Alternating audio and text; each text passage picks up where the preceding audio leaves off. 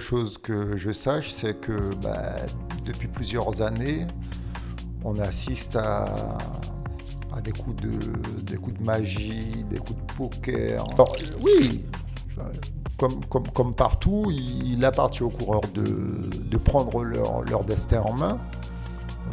On voit quand même qu'il y a quelques groupes WhatsApp là.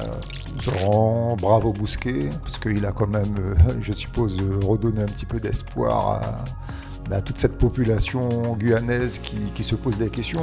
Notre école de VTT qui a participé à son premier rassemblement de l'année, Très bien. qui a été organisé par l'Amazonian Cycling Development.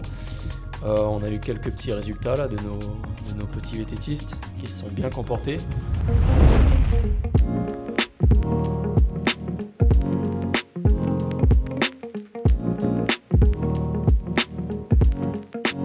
Steve Stanislas, Christophe Casala.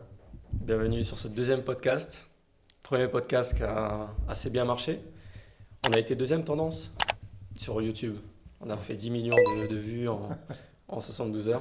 Effectivement, ça intéresse pas mal de personnes, hein, ce petit milieu cycliste.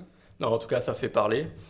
Et on est ici présent pour ce deuxième podcast sur lequel on va un peu plus s'attarder sur l'aspect sportif et notamment le dernier événement du territoire qui est le Tour de Guyane. Peut-être avant d'aborder ce sujet, on va faire un petit point sur, à la suite du premier podcast. Est-ce que tu as peut-être une histoire, une anecdote qui t'est arrivée de ton côté, quelqu'un qui t'a fait remonter Écoute, il y a déjà pas mal d'anecdotes, hein. On va dire dès les premières parutions, il y a certains médias qui en a fait un peu réagir, hein, qui ont téléphoné dans la mesure où ils n'étaient pas d'accord avec le fait qu'on explique qu'ils déroulent le tapis rouge. C'était des appels masqués? Ouais, des médias bien connus qui n'étaient pas d'accord avec le fait qu'on leur reproche de dérouler le tapis rouge à toute cette mascarade, finalement.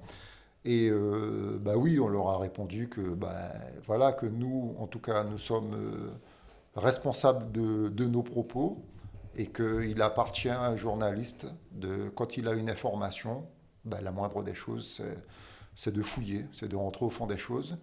Et puis bien sûr, le podcast a continué à faire certaines éclaboussures, puisque le sujet était bien autour de la dernière assemblée générale élective du CRCG, ayant dans un premier temps reconduit le président administrateur, je ne sais plus trop quoi, puisque on sait qu'il y a eu tellement de retombées qu'il continue maintenant à faire le tour des associations et même à participer aux propres assemblées générales au niveau des associations, chose qu'on ne voyait pas systématiquement auparavant. Donc oui, je pense que c'est quand même pas mal. Donc ça permet un petit peu de secouer le pied de coco. Bon, en tout cas, j'espère qu'il n'y a pas trop de cocos qui sont tombés sur les têtes des gens. Écoute, ce que je te propose, c'est qu'on se lance dans ce petit débriefing, on va dire un peu sportif, Ouais. de ce Tour de Guyane, puisque les médias ont déjà fait le nécessaire en termes de résumé. Mais peut-être que certains auraient aimé avoir un avis un peu plus expérimenté, puisque toi, de ton côté, tu as participé à de nombreux Tours de Guyane, et pareil de mon côté. Donc, ce que je te propose, c'est qu'on fasse une petite présentation de ce tour, et qu'on y aille étape par étape. On est sur la 34e édition. C'est ça. C'est un tour qui a eu lieu du 16 au 24 août 2025. On est sur un format de 9 étapes, comme d'habitude. Et on a eu une dizaine d'équipes invitées. Peut-être avant de démarrer, peut-être si tu peux donner un avis sur les équipes qui ont été invitées. Est-ce que tu as un avis particulier Non, en fait, je peux m'interroger sur le fait que les équipes invitées soient toujours les mêmes, hein. Et quand on regarde un petit peu ce qui se passe sur nos tours d'à côté, là, sur nos voisins qui sont eux-mêmes très souvent invités, je parle des tours de la Martinique et de la Guadeloupe, je crois qu'ils ont pris des directives, eux, à faire en sorte que ce ne soit pas toujours les mêmes qui soient invités. Bon, nous, on peut voir que depuis plusieurs années d'affilée, hein, on a 5, 6 équipes qui sont pratiquement toujours les mêmes. Donc bon, voilà, on est en droit aussi de se poser les questions. Ben, comment se fait-il que ce soit toujours les mêmes qui soient évités? Parce que ben, plus tu évites toujours les mêmes et plus ils ont la connaissance du terrain, ils n'ont plus l'effet de surprise. Bon, c'est juste une question à se poser, c'est une réflexion. Ouais, bien sûr. Bon, après, chez nos collègues antillais, il y a eu du changement, puisqu'en 2020, il y a eu un changement de Changement de présidence. gouvernance. Et en 2020, fin 2024, début 2025, il y a eu aussi un changement de présidence. Donc, tant mieux s'il y a eu du changement. Mais c'est vrai que chez nous, ouais, ça fait 10 ans qu'on voit les mêmes équipes, notamment les équipes européennes. Et bon, elles ont un peu pris le pas en prenant le rythme guyanais. Après, on a eu des surprises, hein. Il y a quand même cette année une équipe qui habituellement faisait plutôt le nombre, qui a aujourd'hui écrasé le tour, enfin en tout cas a dominé techniquement, je trouve. Mais bon, on va en parler en fin de présentation de ce tour. Il y a eu aussi, avant que le tour démarre, quelques petites polémiques sur des coureurs de l'extérieur. C'est ça. Donc il y a eu un petit sujet dessus sur les médias, mais sans rentrer non plus dans les détails, puisqu'on n'a pas affaire à des enquêteurs, journalistes enquêteurs. Mais en tout cas, il y a eu des cas, il y a eu des coureurs qui ont changé de crèmerie juste avant le Tour de Guyane, et il y en a d'autres qui ont eu une accréditation, enfin une acceptation, alors qu'ils n'avaient pas la possibilité de changer de club. Donc je ne sais pas si on peut faire la liste des coureurs qui ont obtenu une autorisation non légale. Écoute, je ne vais pas te parler de légalité ou de non-légalité, puisque moi, j'en sais rien. Mais la seule chose que je sache, c'est que bah, depuis plusieurs années, on assiste à des coups de magie, des coups de poker, avec des règles à géométrie variable. Et on a eu quelques cas de figure où on a vu des clubs locaux se renforcer avec des coureurs extérieurs, notamment des coureurs venus de la Martinique. On en a parlé lors de notre dernier numéro, mais en tout cas, on n'était pas rentré dans les détails. Donc là, je pense qu'il faudrait... C'est l'occasion pour moi hein, de dire que, eh bien, il y a un règlement du Tour de Guyane, et ce règlement, il est clairement stipulé que pour renforcer une équipe, pour prétendre à vouloir renforcer une équipe, il faudrait que ce coureur qui soit d'un autre comité régional ait participé au moins 3 mois à l'avance sur le territoire, ou même au moins ait été licencié, donc ait fait une mutation au 1er juillet de l'année où il doit concourir, en tout cas où il doit participer au Tour de Guyane.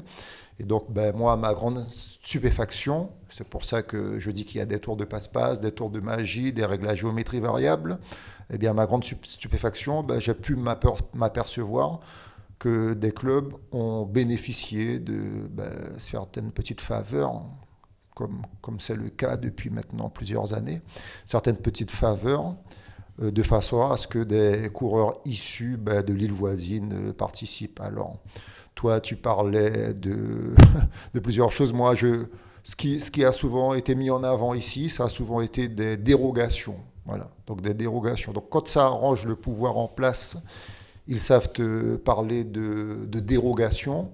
Et puis quand dans un autre sens, ça ne les arrange pas, on oublie la dérogation et puis on s'appuie sur le règlement fédéral. Donc tout ça, c'est un peu... Voilà. C'est du flou. Hein. C'est du flou. C'est du flou artistique. Pas qu'artistique, malheureusement. Oui, c'est vrai que le règlement du comité, enfin, édité par le comité pour cette compétition, prévoit une présence de 3 mois consécutive.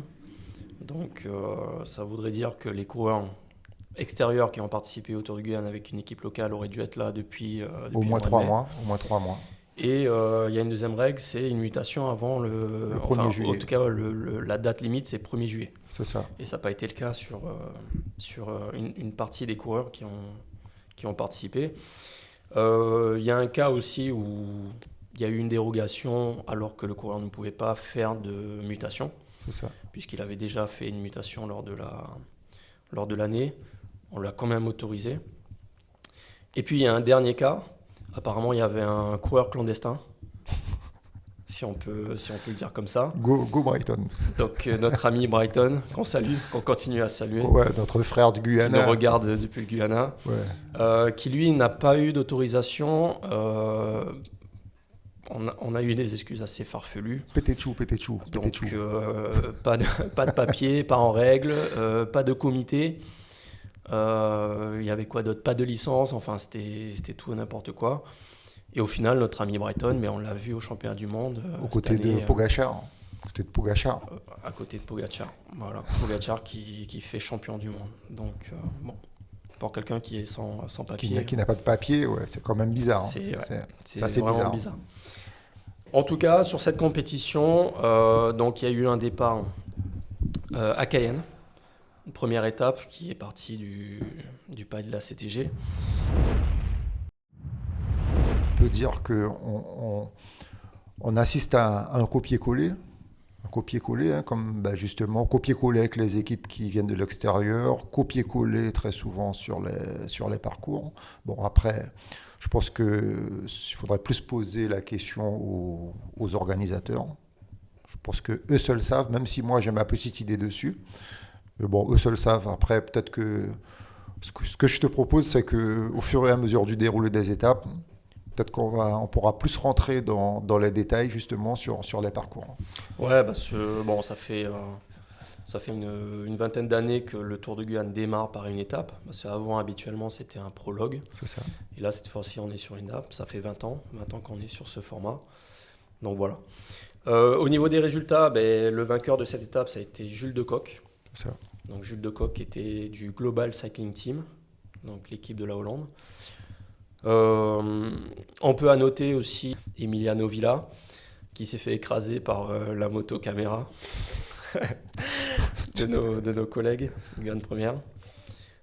Mais bon, c'est dommage parce que c'est quand même le vainqueur sortant. Il était en bonne posture pour faire un très bon tour de Guyane et malheureusement sur un fait de course qui est totalement de la faute de la moto caméra. Puisque le règlement dit que tout véhicule ne doit pas perturber le bon déroulement de la compétition. Il s'est retrouvé sous la moto et malheureusement, ouais, sur un fait de course. Sur un fait de course, on perd un élément. Sur un fait de course. Bon, après, il faut quand même, bien qu'on se dise que ce genre de dramaturgie, si on peut dire ainsi, ça arrive aussi même au niveau professionnel. Ouais, c'est pas que je cherche à dédouaner les amis de Guyane Première qui étaient sur la course, mais bon, ça arrive partout, quoi. Oui, bien sûr. Ça arrive partout. Mais bon, c'est vrai que le vainqueur sortant, quand même, c'est dommage qu'il se fasse éliminer de la sorte, puisqu'on a bien vu ensuite, sur le déroulé des étapes suivantes, que c'était vraiment un client sérieux. Oui, surtout qu'il était assez bien amoché et il a quand même... il était bien amoché et sur cette étape, il a cumulé déjà un retard de près de 6 minutes. Oui, bien sûr. Ça a sacrifié un peu son tour et c'est dommage. Non, en tout cas, moi, ce que je peux souligner sur cette étape-là, moi, j'étais craintif sur notamment le passage à Balata. Et je me suis rendu compte, parce que j'ai suivi l'étape au sol, je me suis rendu compte qu'il y a quand même eu une coordination de sécurité entre la police municipale, la nationale, la gendarmerie, qui a fait que on a passé, enfin en tout cas les coureurs ont passé un secteur qui était problématique. Je pense qu'en tant qu'organisateur, j'aurais peut-être pas eu l'idée de passer à Balata, parce qu'en ce moment avec les travaux, c'était compliqué. Mais en tout cas, sur ce côté-là, il y a eu un point positif, c'est que pour tous les passages qu'il y a eu sur ce secteur, il n'y a pas eu d'incident et ça, c'est quelque chose à noter. Au-delà du parcours, sur le déroulé d'étapes, il y a eu une échappée dans laquelle il y a eu à la base 2 coureurs locaux. C'est ça. Il y a eu Benjamin Bousquet de Saint-Laurent et John Miranda du Vélo Club Guyanais. Coucou Miranda, je te salue, je sais que tu vas regarder. Alors Miranda, c'est quand même un coureur que j'entraîne aussi. Hein. Bah écoute, qu'est-ce que t'en as pensé toi de cette première échappée, Bah ce écoute, premier comportement des coureurs locaux? bah, il est malheureux que c'était quand même un groupe assez conséquent sur cette première étape. Et bon, on a vu que on n'a que deux coureurs locaux qui ont pu, comme on dit, qui ont pu prendre passage dans ce groupe. Alors malheureusement, je me souviens très bien que lui, Miranda, il jouait le classement depuis la première étape sur le maillot rouge, le maillot des pois chauds. Donc il s'est fait dégrapper à quelques kilomètres de l'arrivée. Et puis on a Bousquet qui lui s'en sort pas mal. Donc depuis dès lors, on va dire sur cette première étape, on avait déjà deux représentants locaux, alors que on peut dire qu'il en manquait quelques-uns à l'appel. Oui, après on a vu un comportement, par exemple, de la Guadeloupe qui a C'est ça, été assez admirable parce que même si, je sais plus, je crois qu'ils avaient un c'est coureur à ça. l'avant, Alors ils avaient un coureur à l'avant, mais ça n'était pas forcément leur meilleure pièce. leur meilleure pièce, puisqu'il faut savoir que le Tour de Guyane se gagne très souvent sur l'épreuve individuelle et sur le contre-la-montre. Mm. Et eux ont calculé très très vite que, que ce soit Lenny ou que ce soit leur deuxième coureur, là, j'oublie le nom, celui qui finit troisième du Tour de Guyane, le troisième coureur guadeloupéen, eh bien, ils se sont très vite rendus compte qu'ils étaient piégés et eux ont fait le taf. En tout cas, ils se sont mis à rouler dans une situation normale comme ce que veut un cyclisme normal. Alors que les autres clubs locaux piégés, on le voit très souvent, et de toute façon on le voit sur le grand écran, on le voit à la télé, eh bien, ils sont là, et puis c'est toujours pareil, on Ouais, bien suit, quoi. Nous sûr. sommes des suiveurs. On n'arrive pas. De toute façon, on ne peut pas faire autrement, puisqu'on n'a pas les capacités pour pouvoir aller plus vite. Ouais, c'était Yanis Agricole qui était dans l'échappée et C'est c'était ça. pas leur meilleure carte, mais C'est en tout ça. cas, ils ont défendu leur place et leur rang puisque ils viennent quand même pour gagner. C'est Et ça. donc, effectivement, ils ont roulé. Je pense que sans l'appui de la Guadeloupe, l'échappée aurait eu beaucoup plus de Beaucoup champ. plus de chance. Oui. Surtout, oui, après, ce qui est déplorable, c'est l'attitude des clubs locaux et notamment certains clubs qui visent quand même des très bons résultats C'est ça. et qui n'ont pas su réagir ou qui attendaient qu'il y ait d'autres qui réagissent Voilà, pour qu'eux aussi réagissent. Bon, quand tu es dans une position de leader, tu prends la main et tu pilotes, quoi. c'est ça. On passe à la deuxième étape. Donc deuxième étape, deuxième jour en tout cas. On a eu deux étapes inédites. Habituellement, on a une étape le matin, un contre-la-montre l'après-midi. Cette fois-ci, on a eu deux étapes. C'est la première fois que ce format est proposé. Donc, deux Il y a petites déjà eu étapes. des antécédents par le passé où il y avait deux tronçons, mais on pouvait retrouver ces deux tronçons un petit peu plus loin sur le tour, c'est-à-dire au bout du 5e, voire 6e jour, mais c'est déjà arrivé. Ça par a le déjà passé. arrivé. Oui. Et donc là, on est sur une première étape de 94 km. C'est une deuxième étape de 102 km. Ce qui fait 196 km. Toi, qu'est-ce que tu en penses? Tu penses que nous, on a le niveau pour ce type de distance, d'effort? Bon, on va dire que si on considère que c'était une première, parce que même si ça se faisait par le passé, en tout cas on n'assistait pas à ce format sur les dernières années, bon, je trouve que ce fut quand même une belle innovation, parce que on va dire que même si on est dans un cyclisme amateur, mais tout à chacun, quand il prend le départ du Tour de Guyane, est censé être prêt. Donc, si c'était dur, en tout cas, si ce fut dur pour tout le monde. Non, effectivement. Après, c'est vrai que c'est toujours un peu compliqué quand tu mets en place ce type d'étape, puisque on n'a pas forcément l'habitude. En tout cas, moi, j'ai pas connu ce format-là. La distance est assez longue, et moi, ce que j'ai remarqué, c'est que bon, ça n'a pas entaché le déroulé du tour, mais par contre, la problématique, ça a été le temps de récupération entre les deux étapes, parce que entre la première et la deuxième, il y avait très peu de temps, et surtout, il y a eu une cérémonie qui a duré, et au final, qui n'a pas pu se faire totalement, puisque elle a tellement débordé qu'à un moment donné, il fallait lâcher les coureurs pour qu'ils C'est puissent ça. rentrer, manger et prendre le départ l'après-midi. Peut-être que là, l'organisateur aurait dû prendre ses dispositions, enfin réfléchir à ça et penser avant tout au bien-être des coureurs. surtout quand on fait presque 200 km dans la journée. C'est ça, c'est ça. Donc ouais, petit point faible à ce niveau-là.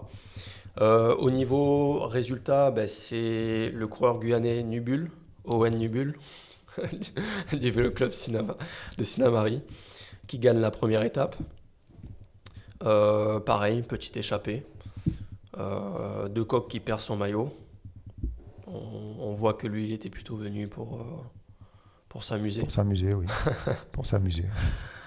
Et donc un changement de tunique.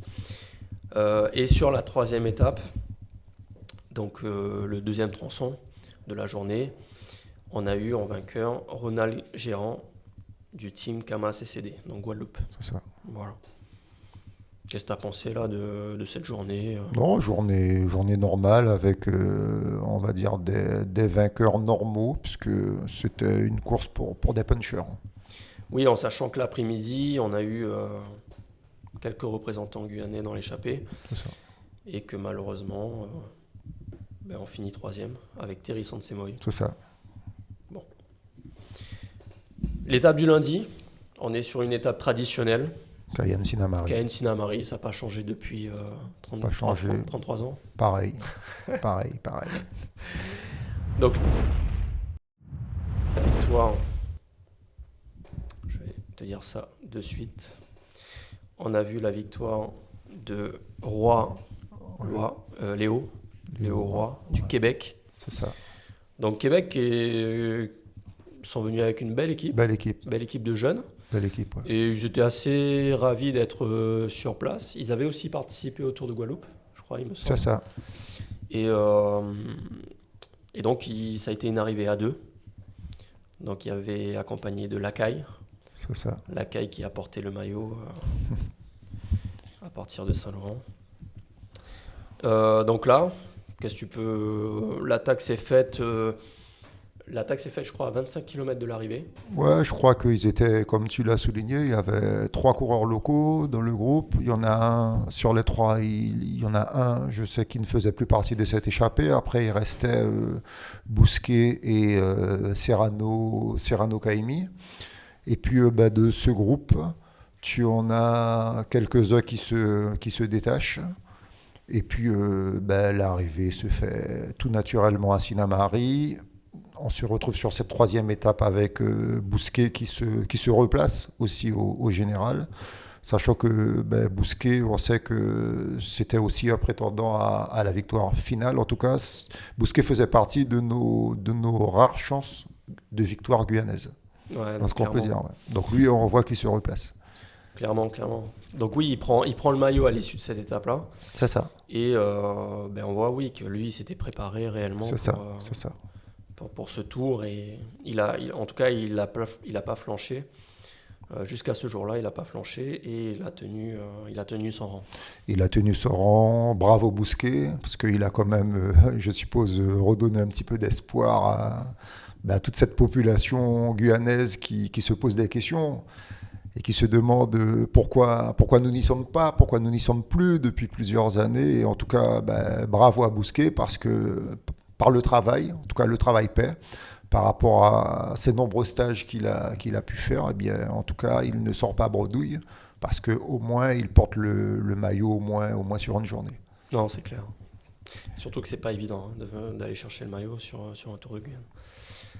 On passe à l'étape 5, donc pareil, parcours traditionnel. Donc là, on a vu la victoire de Léo Roy, qui fait un doublé. C'est ça. Et qui s'échappe aussi, mais il a changé d'adversaire, il s'est retrouvé avec Jules de Kock. C'est ça. Donc très bon comportement. Très bon comportement de cette équipe.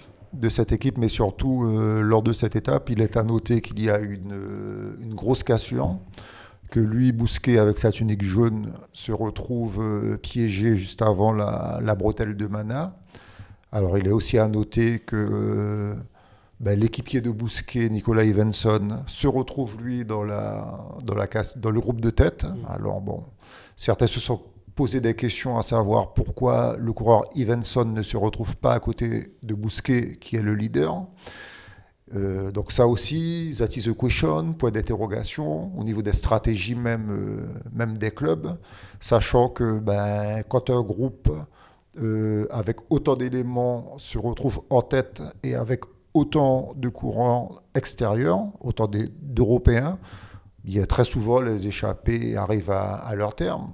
Donc je pense que il aurait fallu que le coureur Evenson soit aux côtés de Bousquet et qu'on n'assiste pas au spectacle auquel nous avons assisté, puisque Bousquet piégé, avec le jeune aussi Serrano Caimi, qui lui s'était aussi reclassé par rapport à son étape de la veille. Eh bien, on a quand même vu les coureurs du vélo club guyanais essayer de prendre leurs responsabilités sur cette étape avec leurs moyens physiques. Au moins, eux ont essayé. Quand d'autres, toujours les mêmes, d'autres grands clubs, eh bien, ceux-là étaient camouflés. Ouais, ça a été une étape compliquée pour Saint-Laurent. Déjà, ils étaient diminués en termes de nombre de coureurs, puisqu'il y en avait déjà 2 qui avaient abandonné avant cette étape-là. Et celui qui aurait pu donner un coup de main, c'est Iverson. Bon, après, il y avait deux choix stratégiques. C'est soit il se plaçait à l'avant et c'est lui qui faisait une remontée, ou soit il restait à côté de son coéquipier. Bon, ils ont préféré choisir l'option d'envoyer Iverson à l'avant. Mais malheureusement, il ne s'est pas retrouvé non plus dans le premier groupe qui lui passe la ligne en tête. Par rapport au peloton dans lequel lui figurait, enfin dans le groupe dans lequel il figurait, et au final il fait pas forcément une bonne opération, et ça éloigne un peu plus son leader, son coéquipier au classement. Bon, après c'est un choix stratégique, mais bon, je pense qu'ils ont dû faire au mieux avec les moyens qu'ils avaient. C'était pas non plus évident. Étape suivante, donc c'est l'une des étapes les plus longues du Tour, avec 162 km. Sur une étape d'Apatou qui est un peu vallonnée. Après, en termes de revêtement, est-ce que c'était l'idéal cette année d'emprunter cette section de route ? Écoute, il y a eu du rafistolage en termes de revêtement routier. On va dire que ça fait quand même plusieurs années, comme tu soulignes, que les coureurs connaissent ce parcours. Non seulement les coureurs locaux, encore heureux, ils le connaissent, et puis les coureurs extérieurs, comme tu vas retrouver très souvent les mêmes équipes, ils connaissent ce parcours. Après, s'il faut qu'on rentre dans le fond même, en tout cas moi je pense que j'aurais été organisateur, je pense qu'à un moment j'aurais réfléchi un petit peu différemment. Alors c'est vrai qu'il y a aussi l'aspect politique, puisque quand tu fais le départ dans une commune et que tu arrives dans une autre commune, en tant qu'organisateur, tu négocies avec les politiques. Il y a aussi très souvent, comme le répète très souvent celui qui est à la tête du cyclisme depuis des années, qu'il y a un cahier des charges à respecter, un cahier des charges à faire valoir. Mais quand je prends l'exemple, et je prends un exemple qui est très simple, quand je prends l'exemple de Matoury. Donc Matoury, moi, ça m'est arrivé d'être au départ, même quand je travaillais avec un média local, ça m'est arrivé que des coureurs extérieurs aient une envie pressante et me demandent sanitaire, quoi, parce que le gars, il a une envie pressante. Et pourtant, nous sommes à Matoury, nous sommes au départ de Matoury, près de la piscine, et le gars n'a pas d'endroit pour aller faire ses besoins. Donc, très souvent, on te parle de cahier des charges à respecter. Eh bien, on voit que Matoury n'offre pas forcément tout le cahier des charges, et pourtant, des départs et des arrivées se font à Matoury. Et donc, dans le cas d'Apatou, on va se retrouver sur notre route nationale, sur la RN1. Ensuite, on va emprunter la portion d'Apatou. C'est vrai que quand tu es organisateur aussi, c'est peut-être un peu compliqué pour eux, parce que tu n'as pas 36 000 routes en Guyane, tu n'as pas 36 000 artères non plus. Mais on va quand même, et moi, ce qui est peut-être déplorable, c'est que dans l'organisation même du Tour, j'ai l'impression qu'on fait plus vivre les petits copains avant tout, les petits camarades. Donc là, je suis sur l'aspect purement politique, les petits camarades, les petits arrangements comme ça.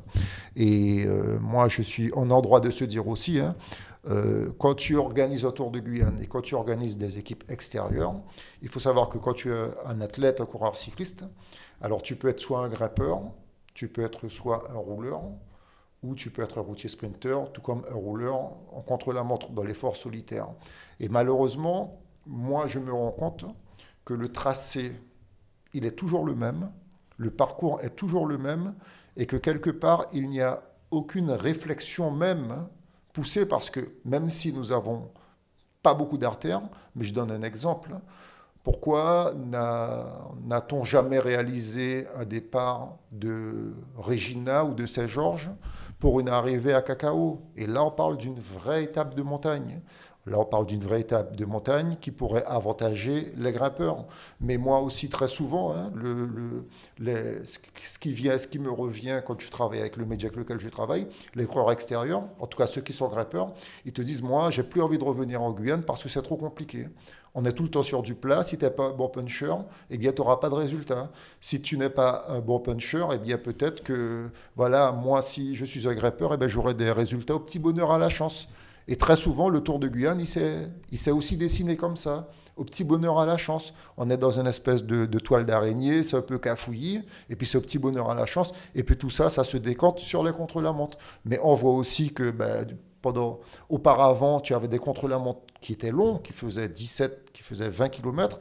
Et puis maintenant, eh bien, pour mieux camoufler le fait que notre cyclisme soit moribond, l'organisateur, malin comme il est, en tout cas se croyant plus malin que tout le monde, eh bien, il décide aussi de mettre une épreuve pour pas trop désavantager finalement les coureurs locaux, comme pour mieux camoufler les carences, eh bien, les carences de notre cyclisme. et les carences. Non, c'est clair que le dessin du Tour... Donc tout ça pour te dire que oui, les parcours c'est peut-être compliqué, mais tu peux aussi réfléchir différemment, penser différemment et faire autre chose, et respecter en tout cas les athlètes qui viennent. L'étape, c'est Nubul, Edwin Nubul, son frère, donc le frère de notre coureur guyanais, qui remporte cette étape pour la Martinique.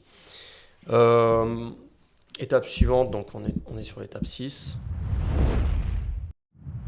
Là aussi, on est sur un petit changement, parce qu'habituellement, on avait on va dire la dernière étape en 2 tronçons qui se déroulait le samedi, donc la veille de l'arrivée du Tour.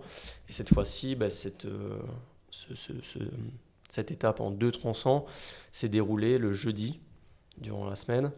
Et donc, on a eu un premier tronçon entre Saint-Laurent et Mana, donc en passant par Sosaba, et un contre-la-montre à taille réduite, comme tu disais, qui lui s'est fait entre Mana et Awala Yalimapo.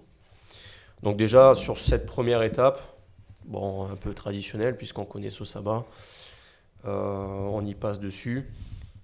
Est-ce que tu as quelque chose à dire? Non, rien à dire, à part la victoire de troisième coureur. On peut dire guyanais. Non, c'est un Martiniquais celui-là. C'est un Martiniquais, ouais, non, mais les deux autres il faut quand même, on peut dire que ce sont des coureurs martiniquais qui sont venus renforcer des équipes locales. Donc effectivement, ça fait une troisième victoire martiniquaise sur ce Tour de Guyane, et donc le coureur de la sélection qui gagne à Mana là, il y a pas mal d'attaques au niveau du pont, il est bien placé, et puis finalement, c'est lui qui remporte l'étape. Ouais, il s'en sort bien sur ça. Il a bien couru. Il a bien couru. On a une victoire d'étape de la sélection de Martinique. On a eu avant ça une victoire d'étape de la sélection de la Guadeloupe. Et puis 2 victoires d'étape pour les clubs locaux, mais 2 coureurs en Martinique. Voilà. C'est ça. Pour l'instant, le bilan pour la Guyane n'est pas top. Okay. Sur le contre-la-montre, c'est pas notre spécialité, malheureusement. Ça a été la spécialité de Jules Decoq, c'est ça, qui a vraiment été impressionnant.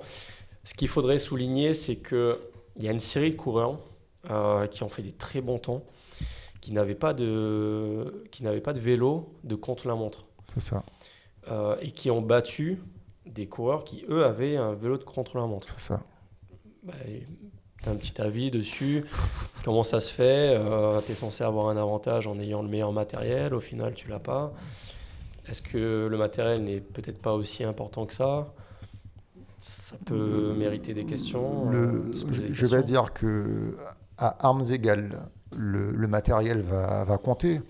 Maintenant, il appartient au club et à nos dirigeants de club bien de peut-être eux-mêmes aussi changer de braquet, quant à leurs aspirations sur les athlètes qu'ils dirigent. Parce que effectivement, et ça n'est pas que sur ce Tour de Guyane, on le voit sur plusieurs tours. Et là, encore une fois, alors, il faut bien savoir peser les choses. Hein. Encore une fois, j'espère que notre critique, parce qu'on va passer pour des gens qui critiquent, comme d'habitude, mais j'espère que les gens vont aussi comprendre qu'on cherche aussi à être constructif, compte tenu de ce qu'on a pu voir par le passé. Par le passé, quand il y avait des contre-la-montre même qui excédaient les 15 km, qui frôlaient les 20 km, on avait quand même des coureurs locaux qui tiraient leur épingle du jeu avec bien moins de matériel qu'aujourd'hui. Aujourd'hui, eh bien, on a des jeunes coureurs qui ont des coachs extérieurs, qui ont du matériel, qui sont toute la journée sur Internet à savoir quel vélo je vais acheter, le plus beau vélo. Puis on voit que ce sont des jeunes qui ne s'entraînent pas plus que ça, qui ne s'entraînent pas sérieusement. Et puis on voit que ceux qui viennent de l'extérieur et qui pratiquent un cyclisme normal, un cyclisme de masse, et je dis bien un cyclisme de masse normal, à l'instar de notre cyclisme, qui n'est malheureusement pas un cyclisme de masse, avec très peu de variantes autour du vélo, parce que ça aussi, il faut qu'on en parle, hein. Eh bien, quand tu as des gars qui viennent de l'extérieur et qui pratiquent un cyclisme normal, eh bien, nous, on a toujours tendance à penser, ouais, mais qu'à l'extérieur, comment se fait-il qu'ils soient aussi forts ? Non, à l'extérieur, ils ne sont pas aussi forts. Ils ont un niveau qui est normal, un niveau d'amateur. Et c'est nous, en quelque part, notre niveau qui est devenu un niveau anormal par rapport au fait que, autour des annexes même du cyclisme, il n'y a rien du tout. Aujourd'hui, je discutais avec quelqu'un dans la rue, hein, quelqu'un du grand public qui ne connaît pas le vélo plus que ça, mais qui suit en tout cas les courses sur des confrères, sur des médias européens. Et ils disent, mais comment se fait-il qu'en Guyane, il n'y a pas, par exemple, de cyclocross ? Je lui ai dit, écoute, tu me poses une bonne question. Je lui ai dit, si, en Guyane, on a de la pluie, on a de la boue, on a des terrains, on a des vieux terrains de foot qui ne sont pas utilisés. Jamais l'équipe qui est en place, même elle ne s'est dit à un moment, même avec d'autres clubs, pourquoi pas comme partenaire, eh bien allons essayer de mettre un calendrier en place du mois de janvier jusqu'au mois de mars. Mois de mars qui sonne le début de saison pour pouvoir mettre en place du cyclocross par exemple en Guyane. Eh bien sur ces 25 dernières années, on n'en voit pas. Mais on voit toujours les mêmes qui viennent au-devant des médias, avec les médias qui déroulent le tapis rouge à ces personnes. Quand elles tirent le bilan sur le Tour de Guyane, eh bien jamais elles ne rentrent au fond des choses en fait. Elles ne savent pas en fait. Ou elles font mine de ne pas savoir parce que c'est politique, parce que c'est la politique du « à nous-mêmes qu'est nous-mêmes ». C'est ce qu'on disait la dernière fois. Ouais, bien sûr. Non, mais j'approuve déjà effectivement, on est dans une critique positive, dans le sens constructif, dans le sens où moi, ça me désole de voir les résultats, de voir le niveau en Guyane, en sachant qu'on n'est pas plus mauvais que les autres. Non. Et en plus, on arrive à être performant, quand on y arrive en tout cas, avec très peu de moyens. Très peu de moyens. Par rapport à d'autres départements ou d'autres régions qui, eux, ont tous les moyens, ils ont des infrastructures sportives, c'est très développé et on sait montrer qu'on est meilleur qu'eux. Et l'idée, effectivement, en tout cas de ces podcasts, c'est de faire remonter cette désolation pour que ça change, pour que les choses changent. Les choses changent. Parce que c'est toute la discipline, c'est aussi bien le cyclo du dimanche que le compétiteur qui sont impactés par cette image qui est donnée par les coureurs sur le Tour de Guyane. Et il faut surtout aussi que le grand public qui n'est pas forcément au courant de tout cela ait aussi un autre son de cloche, et non le son de cloche auquel ils sont habitués pendant toutes ces années, où on nous vend quelque chose comme un spectacle, et puis derrière, on nous explique que si les Guyanais ne sont pas performants, c'est parce qu'il n'y a pas suffisamment de partenaires, qu'il n'y a pas suffisamment de sponsors. Moi, je pense qu'il n'y a pas que l'argent, hein.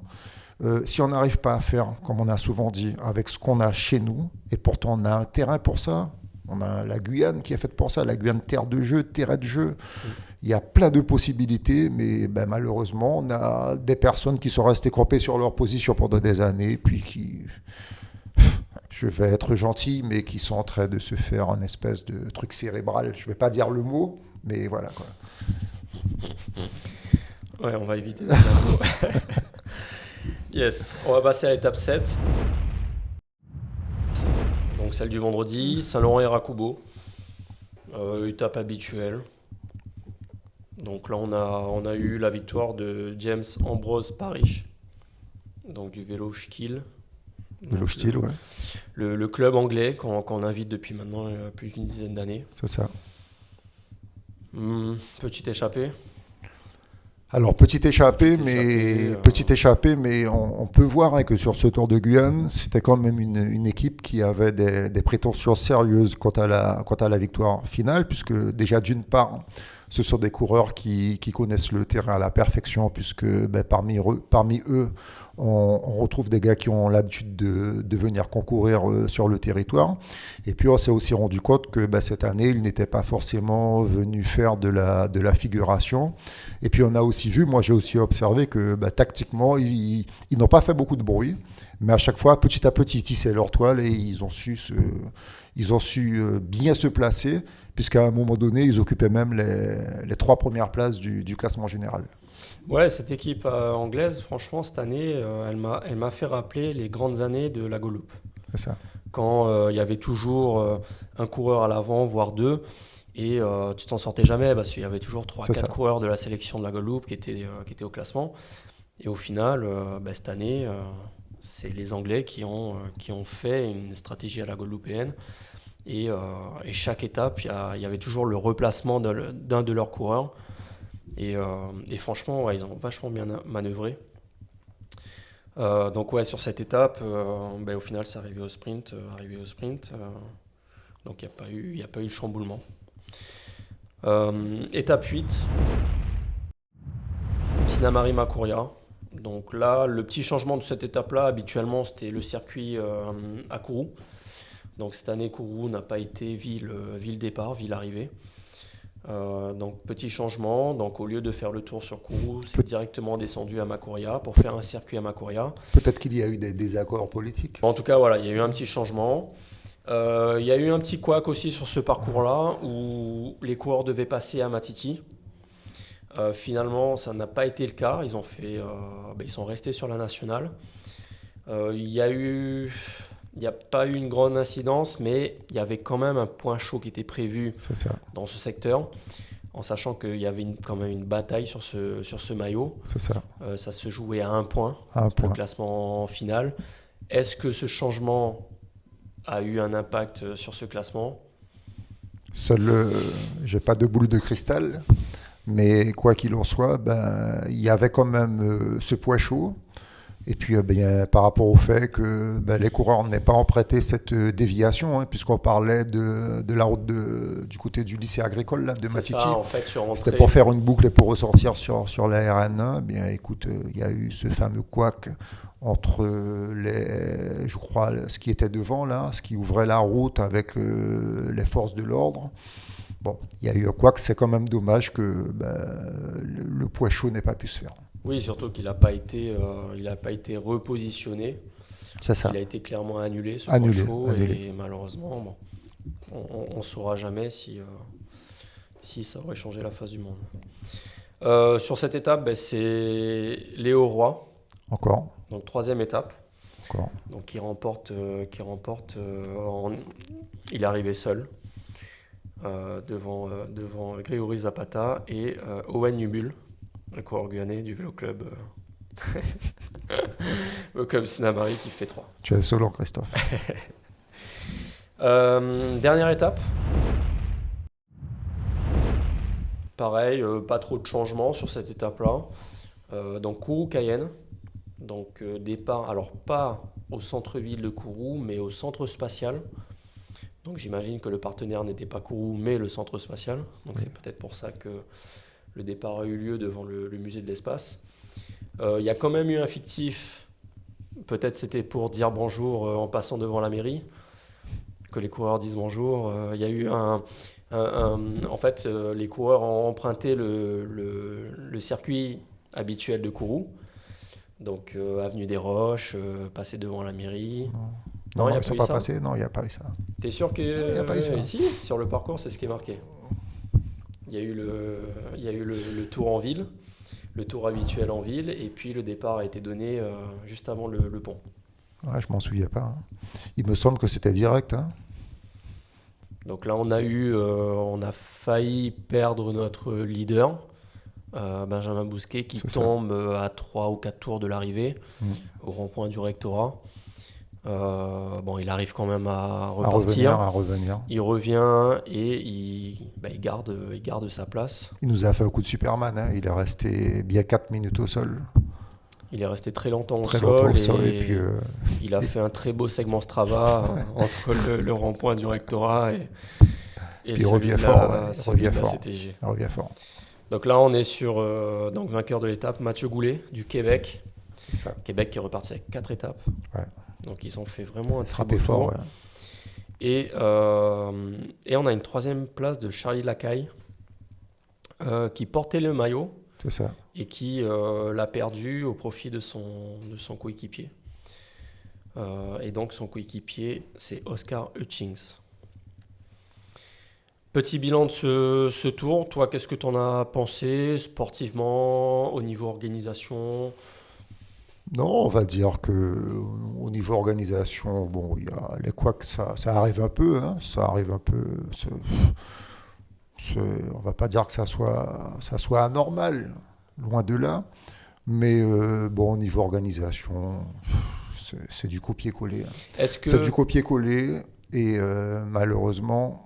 Moi, les enseignements que j'en tire, c'est que, alors beaucoup de personnes pensent qu'il n'y a, en tout cas dans leur façon de penser, pensent qu'il n'y a pas moyen de faire mieux. Moi, j'ai souvent dit et j'ai souvent mis en avant en disant que le Tour de Guyane, c'était un beau spectacle, c'était l'événement des vacances, qui est positionné en plein mois d'août, qui va même sonner la fin des vacances, puisqu'on sait que c'est sur la dernière semaine. Donc ça reste un très bel événement qui est gratuit, qui est populaire. Mais quand certaines personnes pensent qu'il n'y a pas moyen de faire mieux, oui, il y a moyen de faire bien mieux que cela, mais à condition aussi d'être en vérité avec soi-même, et d'arrêter de systématiquement chercher à camoufler les choses comme on le fait. C'est comme si tu as ton gamin, ton fils qui fout rien à l'école, et puis constamment tu lui dis c'est bien. Non, à un moment c'est pas bien. Si à un moment nos coureurs, eh bien, il n'y a pas le niveau, il faut qu'on se remette tous en question, et puis qu'on réfléchisse à une réelle politique sportive.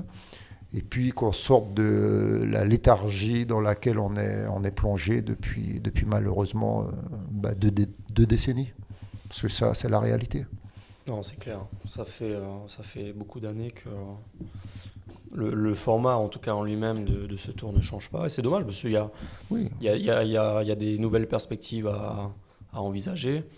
Il y a peut-être des formats d'étapes à modifier aussi. Oui, hein. Tu peux faire plein de choses. On n'est pas obligé de rester sur un format très traditionnel. Tu peux rendre ton tour bien différent, bien plus attractif. Tu peux faire plein de choses en fait. Et puis tu as aussi l'appui de la saison pour, tu vois, si tu n'es pas sûr, par exemple, de mettre en place un contre-la-montre de 20 km, rien ne t'empêche durant la saison, lors d'une course, de mettre un chrono de cette distance-là. Pour voir un peu le comportement général des coureurs. Et si tu vois que c'est pas à notre avantage, peut-être qu'il faut envisager autre chose. Mais ouais, compliqué, rien ne change. Moi, j'avais une question à te poser. Est-ce que si tu étais organisateur du Tour de Guyane et que je te faisais remonter un petit couac de parcours, est-ce que tu te serais emporté, tu serais monté au quart de tour pour dire que comment ça se fait, vous ne voyez pas l'ensemble du tour, son organisation, comment ça se fait que vous restez figé sur un petit couac Alors, c'est une très bonne question. Moi, je te dis, alors, j'aurais été organisateur, mais un jeune organisateur, que je pense que je ne me serais pas emporté. Mais j'aurais été un organisateur depuis plusieurs décennies, parce que j'aurais estimé à ce moment que la discipline m'appartient et que tu n'es personne pour venir me donner des leçons. Et à un moment, il estime que peut-être qu'il n'est pas en mesure de recevoir des leçons, puisque lui-même dit qu'il a de l'expérience, qu'il a monté des comités régionaux.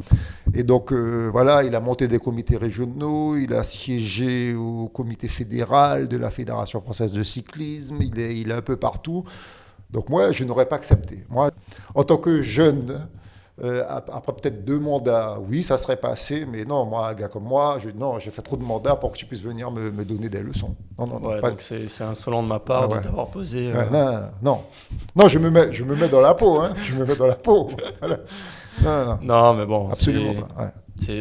Bon, après, c'est un petit épisode qui s'est déroulé après le tour, mais oui, il n'y avait pas matière à oui, il n'y avait pas matière. Ça peut arriver. Voilà. C'est quand même une organisation sur 9 jours. Ça se prépare 1 an à l'avance. C'est quand même compliqué. Mais oui, c'est dommage. Peut-être deuxième question qu'on peut se poser. Est-ce que tu penses que le changement peut venir des clubs ? Ça risque d'être assez compliqué.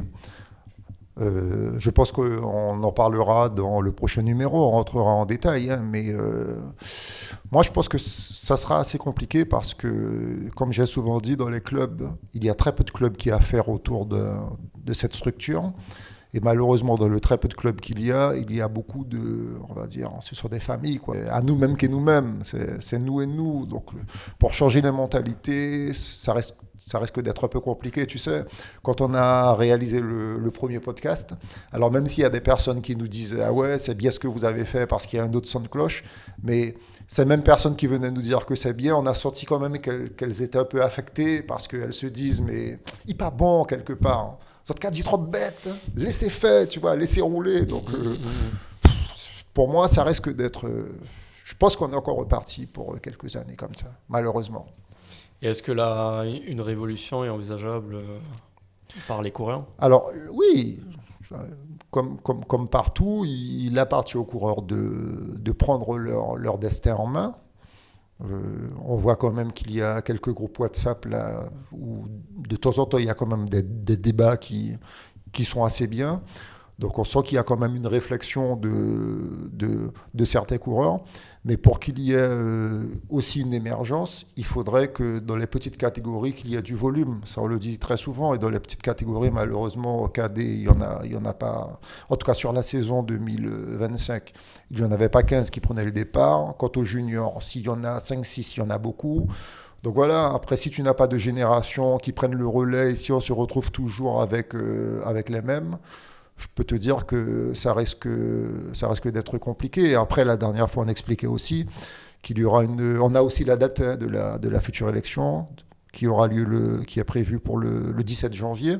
Donc nous, la dernière fois, sur l'épisode précédent, on expliquait que si la forme de scrutin ne change pas, bien, il n'y aura pas plus de changement que ça. Il faudrait vraiment un changement radical avec des listes contre des listes. Et effectivement, avec des listes contre des listes, ben, peut-être que toi, tu viendras avec une liste avec des anciens, et puis peut-être que moi, je viendrai avec une liste avec des nouveaux, avec des porteurs de projets, avec tout ce que tu veux. Peut-être que là, il y aura une émergence. Mais dans le mode de scrutin tel quel, moi, ça m'étonne. Ouais, ça ne va pas changer. Bon, on finit ce petit résumé par une note négative, mais bon, malheureusement, c'est la réalité des choses. Je sais pas, tu veux rajouter peut-être une petite remarque sur ce tour ? Non. On verra à la suite de cette assemblée. On verra, oui. Qu'est-ce qui va se passer ? Je pense que d'ici là, il va se passer des choses. En tout cas, on conclut ce petit résumé du tour qui était assez sympa avec des différents changements de leader et une domination anglaise. On conclut par nos actualités. Nos actualités, aussi. Ouais, on en parle. On a eu notre école de VTT qui a participé à son premier rassemblement de l'année. Très bien. Qui a été organisé par l'Amazonian Cycling Development. On a eu quelques petits résultats là, de nos petits VTTistes qui se sont bien comportés dans les différentes catégories. On a eu ça. On parle aussi de notre déplacement sportif. Donc, il y a 2 coureurs du club dont je faisais partie avec Charles, notre leader, Charles Zéphirin. Donc on a participé au Grand Fondo des îles de la Guadeloupe, Tu es qualifié pour le... qui était une épreuve qualificative. Et donc j'ai ramené ma petite médaille en chocolat et mon petit maillot repassé. Donc je finis premier de ma catégorie. Je tiens juste à féliciter l'organisateur, hein, parce que c'est quand même une épreuve sous l'égide de l'UCI. Une très belle épreuve. C'est quand même quelque chose. Et j'incite, hein, par le biais de ce maillot, j'incite les coureurs guyanais, les cyclosportifs guyanais, à prendre contact avec les prochains rendez-vous Essayer de voir autre chose. et d'y aller. Il y avait un rendez-vous en Colombie, il y avait un rendez-vous au Brésil. Moi, j'ai fait celui de la Guadeloupe avec Charles. Donc, en tout cas, moi, j'incite les cyclistes à y participer parce que c'est une belle épreuve. C'est aussi une épreuve de communion où on se retrouve entre passionnés et on passe un bon petit moment. En tout cas, c'était vraiment très sympa. Je passe le bonjour à la Guadeloupe qui nous a très bien accueillis. Et voilà. Et puis, on finit cette année avec notre critérium C'est ça, qui continue. c'est ça. On a eu un petit couac. Est-ce que tu veux t'emporter par rapport à ça ? Non, je ne vais pas m'emporter. On a fait les demandes en bonne et due forme. Mais ouais, Et puis, malheureusement. on a peut-être au niveau de certaines municipalités qui sont en vacances plus tôt que prévu. On sait qu'il y a des municipales qui arrivent très bientôt. C'est ça, Bon, on ne c'est va ça. pas rentrer dans les détails, mais quoi qu'il en soit, nous restons motivés à aller dans ce sens. Au niveau des critériums organisés sous l'égide de l'UFOLEP, on en a déjà organisé 2. On a fait 2 nocturnes sur la commune de Montjoly qui ont très très bien fonctionné avec Ça a plu, un ouais. super retour. On a de plus en plus de spectateurs, on a de plus en plus de participants et on invite aussi les hautes instances peut-être à venir voir un peu ce que peut être le cyclisme autrement et peut-être qu'à partir de là, peut-être qu'ils auront aussi des idées Ouais. à se dire, mais voilà, en tout cas peut-être les futurs candidats aussi, hein, C'est les ça, futurs candidats c'est ça. qui vont se positionner. Si peut-être qu'ils veulent un peu de changement, peut-être qu'ils viennent un peu s'inspirer Voir ce qu'on fait. de ce qu'on a commencé à faire et ce qu'on fait depuis maintenant plus d'une quinzaine d'années C'est avec ça, les courses c'est de ça. VTT, avec en fait ce que les autres ne font pas finalement.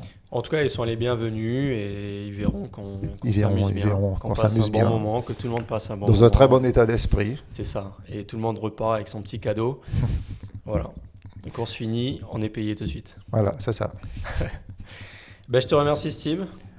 Ok, merci à toi Christophe et puis on donne rendez-vous au prochain numéro puisque il y aura les élections là qui vont s'approcher très bientôt.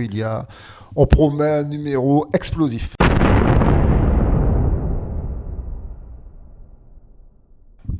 Sur cet aspect. Merci.